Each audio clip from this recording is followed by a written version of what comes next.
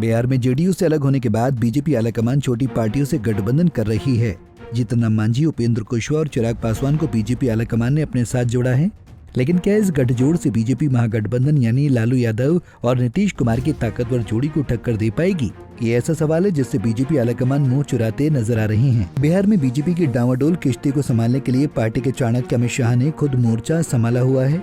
अमित शाह लगातार बिहार का दौरा कर रहे हैं, लेकिन जमीन पर माय समीकरण के साथ कुर्मियों और अत्यंत पिछड़ी जातियों का इतना मजबूत गठजोड़ है जिसे चुनौती देना बीजेपी के वश की बात नहीं है। 2020 के विधानसभा चुनाव में बीजेपी ने अपने प्रदर्शन से सबको चौंका दिया था, लेकिन उस वक्त बीजेपी के साथ नीतीश बाबू थे। लेकिन जब नीतीश बाबू ने बीजेपी से अलग रास्ता चुना तब उन्होंने भगवा पार्टी को मात देने के लिए बड़ी रणनीति तैयार की।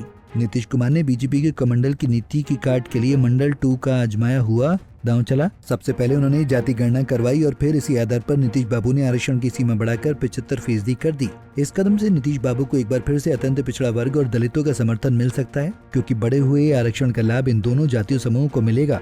इसलिए जातीय समूह नीतीश के पक्ष में लामबंद हो सकते हैं। चौतरफा चुनौती का सामना कर रही बीजेपी के पास अब बिहार के छोटे दलों को जोड़ने का ही सहारा बच गया है। बीजेपी लोकसभा चुनाव को देखते हुए छोटी छोटी पार्टियों को अपने साथ जोड़ रही है। चिराग पासवान, उपेंद्र कुशवाहा और जीतन राम मांझी के भरोसे बीजेपी लालू नीतीश की पहाड़ सी चुनौती को टक्कर देने का ख्वाब देख रही है। बिहार की सियासत में छोटी पार्टियों में चिराग पासवान वाली लोक जनशक्ति पार्टी की ताकत सबसे ज्यादा मानी जाती है।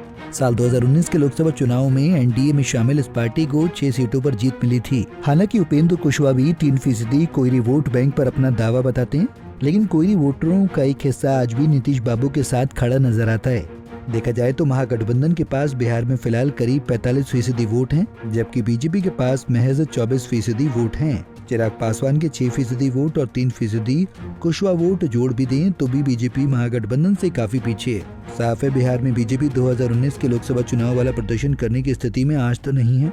ऐसे में ये कहना गलत नहीं होगा कि नीतीश और लालू की जोड़ी ने बीजेपी की जड़ में मट्ठा डाल दिया है।